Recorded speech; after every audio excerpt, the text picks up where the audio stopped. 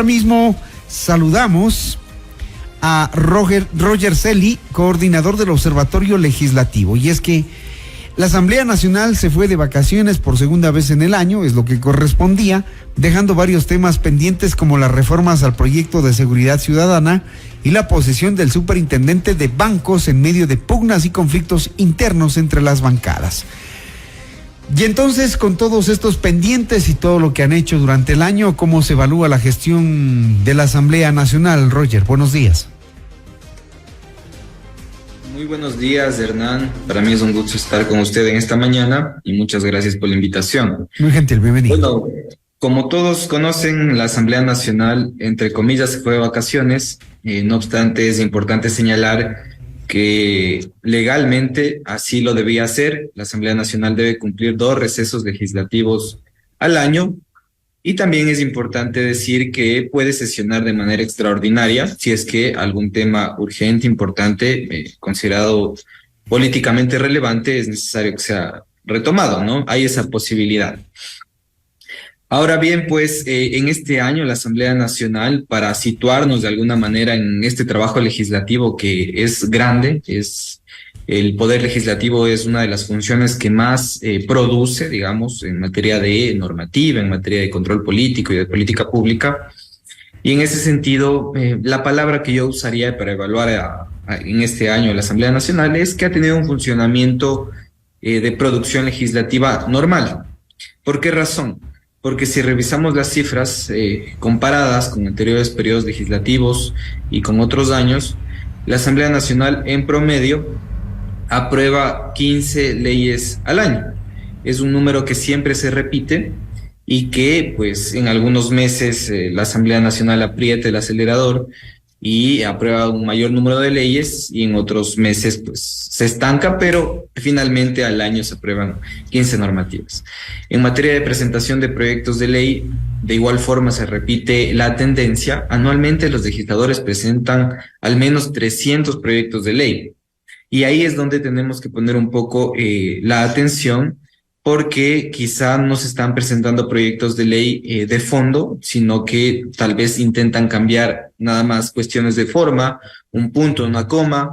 Hay en ocasiones que se presentan proyectos de ley con apenas un artículo, y el llamado de atención a los legisladores es a trabajar en proyectos integrales, más allá de las ideologías distintas que se puedan tener.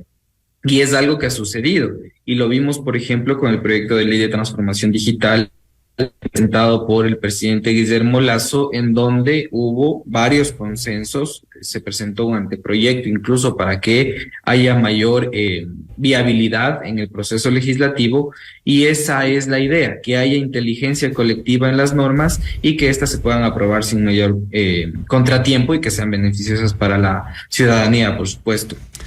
En materia de legislación también es importante señalar que se siguen aprobando resoluciones que no tienen ningún efecto legal, pero quizá demuestran una posición política del legislativo en determinado tema. Y nos siguen... Eso en materia de legislación. Sí. Nos siguen debiendo en temas de fiscalización también, ¿no?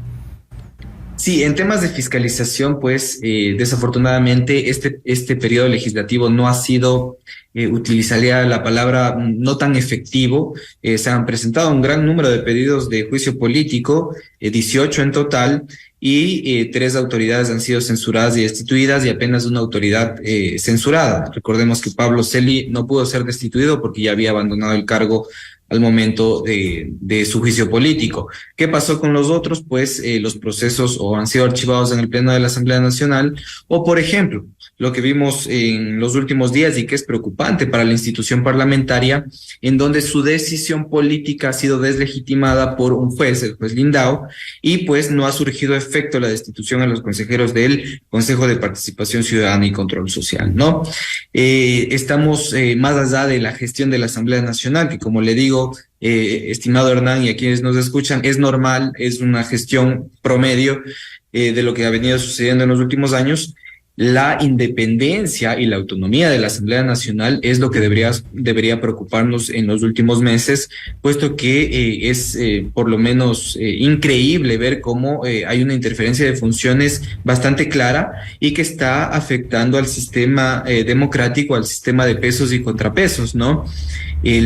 Hace pocos minutos estaba viendo que circuló una noticia aparentemente falsa en donde se señalaba que el Consejo de la Judicatura había sancionado al juez Lindao, pero luego el Consejo de la Judicatura en su cuenta oficial había afirmado que no hay ninguna sanción.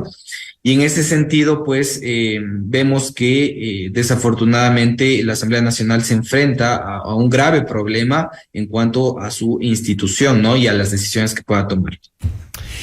Muy bien, la Asamblea nos debe muchísimas cosas que tienen que hacer al entrar el nuevo año, sobre todo aquellas que están reñidas con el tema de la transparencia. Hay algunos que tienen denuncias, otros que se van desapartando de los partidos políticos, el caso de la Izquierda Democrática, por ejemplo. Nos van a tener que explicar cómo así el Pleno llegó a dar condecoraciones a unos 3 sujetos que el día de antes de ayer fueron detenidos con un fuerte armamento. Es decir, cosas que están ligadas con temas ético-morales nos debe la Asamblea también. Sí, por supuesto, hay deudas, yo diría que en 4 materias: en legislación, en fiscalización, en trabajo institucional, como usted ha mencionado, y sobre todo en integridad. Vemos que desafortunadamente en la Asamblea Nacional no hay partidos políticos, no hay organizaciones políticas de calidad, sino que hay personas que están defendiendo intereses particulares. Y eso es grave para la democracia en el sentido de que la representación de la ciudadanía no está siendo efectiva, y eso pues se evidencia en los últimos actos de la Asamblea Nacional. Quisiera hablar de forma más precisa de las deudas, entre comillas, que tiene la Asamblea Nacional y de posiblemente las prioridades que debería tener en el próximo año.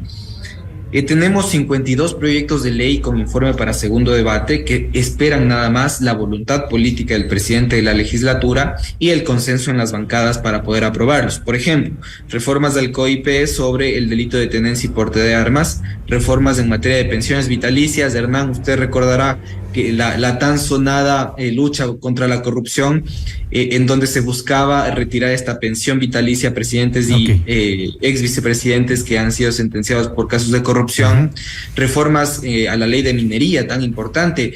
Desafortunadamente la Asamblea Nacional no responde a la coyuntura. Vemos con mucha preocupación casos importantes de afectación a la naturaleza por minería ilegal, y la ley de minería no se aprueba. Reformas a la ley de contratación pública para luchar contra la corrupción en este sector y dotar de más transparencia estos procesos. Las reformas en materia de seguridad, recordemos que el domingo no hubo quórum para tratar este tema de la extorsión de las famosas vacunas que están siendo últimamente víctimas la ciudadanía, los comerciantes.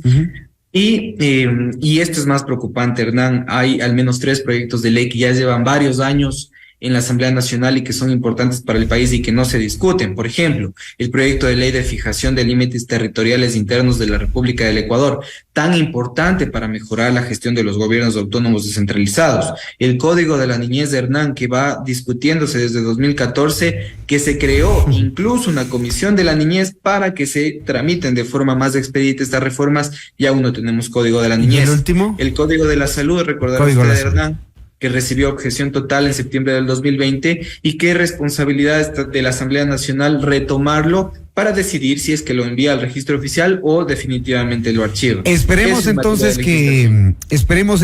Roger, que vengan cargados de buena energía, porque tienen harto trabajito que hacer.